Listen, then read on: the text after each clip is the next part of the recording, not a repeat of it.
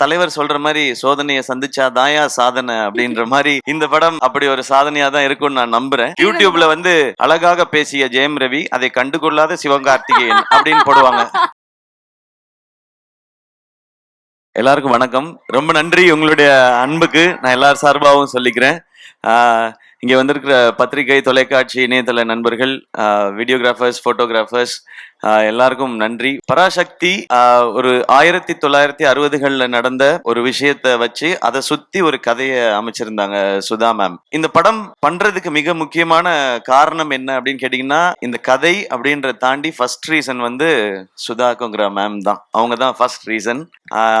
ஏன்னா அவங்க இந்த படம் பண்ணலான்னு சொல்லும்போது பண்ணலாம், அதுக்கப்புறம் தான் நான் பண்ணலான்னு முடிவு எடுத்துட்டு தான் இந்த ஸ்கிரிப்டை படிச்சேனே நான். ஏன்னா அவங்க எவ்வளவு மெனக்கெட்டு இருந்தாங்கன்னா, இந்த படத்துக்காக கிட்டத்தட்ட ஒரு 4-5 ஆண்டுகள் இந்த படத்துக்காக அவங்க ஸ்பெண்ட் பண்ணிருக்காங்க. ஸோ இந்த கதையை தெரிஞ்சுக்கிட்ட பிறகு இதை பத்தின நான் எதுவும் ரிசர்ச் பண்ண வேண்டிய அவசியமே இல்லை. ஏன்னா 4 வருஷம் கிட்டத்தட்ட ஒரு டிகிரியே முடிச்சிருக்காங்க, இதுல ஒரு யூஜி பிஜி எல்லாம் முடிச்சிருக்காங்க. ஸோ அவங்க என்ன சொல்றாங்களோ அதை செஞ்சா போதும்ன்றதான் இருந்தது. இந்த படம் பண்றது ஒரு பெரிய சவால் எல்லாருக்குமே, நடிக்கிறதா இருக்கட்டும், இந்த கேரக்டர் ஏத்துக்கிறதா இருக்கட்டும். ஸோ எல்லாரும் இந்த சவாலுக்கு தயாரா இருந்தோம்.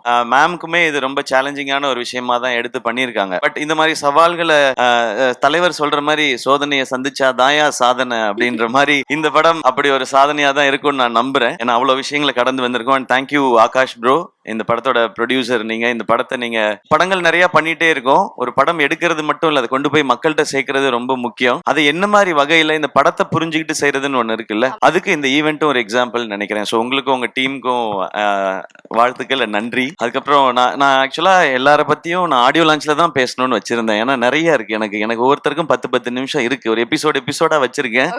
இங்க மத்தவங்க எல்லாம் பேசிட்டதுனால நான் ஒரு வரியாவது பேசணுமா, இல்லைன்னா யூடியூப்ல வந்து அழகாக பேசிய ஜெயம் ரவி அதை கண்டுகொள்ளாத சிவகார்த்திகேயன் அப்படின்னு போடுவாங்க.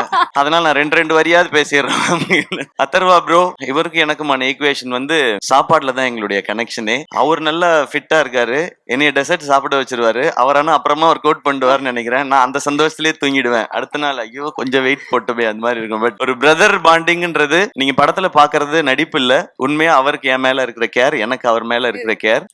எனக்கு அவரோட ஒரு ஸ்பெஷல் மொமெண்ட் மட்டும், அவருடைய ஃபர்ஸ்ட் ஃபிலிம் ப்ரமோஷன் வந்து நான் இது ஹோஸ்ட் பண்ணும்போது அதுக்கு வந்தாரு, அப்பாவோட வந்தாரு. அது எனக்கு ரொம்ப ஒரு மறக்க முடியாத ஒரு எபிசோடு. இன்னைக்கு நான் அவரோட சேர்ந்து இந்த படம் பண்றேன்றது எனக்கு ரொம்ப ஸ்பெஷலா இருக்கு. அண்ட் மேம், உங்களை பத்தி இதுக்கு மேல நான் சொல்ல போறது இல்லை, ஆனா நிறைய இருக்கு. எபிசோட் எல்லாம் வச்சிருக்கேன் நான், அது ஆடியோ லான்ச்ல பாத்து. அண்ட் ஸ்ரீலீலா, வெரி ஹாப்பி, உங்களோட first Tamil film. Welcome. Tamil audience உங்களுக்கு தெரியும், இங்க வந்து பயங்கரமான பெர்ஃபார்மரா இருக்கணும்னு அவசியம் இல்லை, ஆனா முயற்சி இருக்குன்னா அவங்க தட்டி தூக்கிட்டு வந்து மேல கொண்டு போய் வச்சிருவாங்க. அப்படி வந்தவன் தான் நாளா. So welcome. அது இந்த மாதிரி ஒரு படத்துல இருக்கிறது ரொம்ப சந்தோஷம். கொஞ்சமா டான்ஸ் வச்சதுக்காக டான்ஸ் மாஸ்டருக்கு நன்றி. உங்க ஸ்பீடுக்கு டான்ஸ் வைக்கல இந்த படத்துல, அதுல நான் ரொம்ப ஹாப்பி.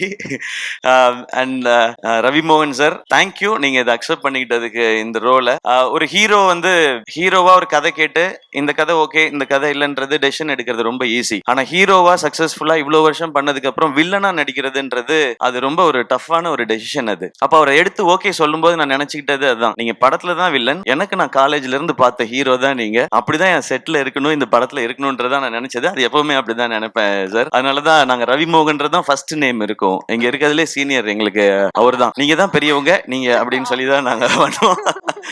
ஜிவியோட 100th ஃபிலிம் நான் இப்பதான் சொல்லிட்டு இருந்தேன். அம்மா கேட்டாங்க, ஜிவி பிரகாஷ் 100 படம் பண்ணிருச்சுப்பா, சின்ன குழந்தையில இருந்து மியூசிக் போடுதோ அப்படின்னு இன்னைக்கு காலையில கேட்டாங்க. அந்த விகடன் இன்டர்வியூ பார்த்துட்டு, அம்மா அவர் சின்ன வயசுல இருந்து ஆரம்பிச்சாருமா, நான் குழந்தையா இருக்கும் போதுல மியூசிக் டைரக்டர்லாம் 10 படம் 15 படம் எல்லாம் பண்ணலாமா, அதனால அவன் 100 படம் பண்ணிருச்சுப்பா, பெரிய விஷயம்னு சொல்லிட்டு இருந்தாங்க. உண்மையிலே பெரிய விஷயம் தான். 100 படம் பண்றது இல்ல, அதுக்குள்ள எல்லா ஜானரும் பண்ணிட்டாரு அவரு. சோ அவருக்கு இப்ப பாருங்க, பீரியட் ஃபிலிம் பண்ணும் போதே ஏற்கனவே 1001 இருக்கு, ஒரு மதராசப்பட்டினம் இருக்கு, பராசக்தி இருக்குன்னு போது அதுக்குள்ள எப்படி வெரைட்டி கொடுக்கணும்ன்ற இந்த சாங்ஸ்க்கும் பிஜிஎம்ஸ்க்கும் ரொம்ப ரொம்ப தேங்க்ஸ் ஜிவி. இன்னும் நிறைய இருக்கு உங்களை பத்தி பேச வேண்டியது, ஆடியோ லான்ச்ல வச்சுக்கிறேன் வாடி.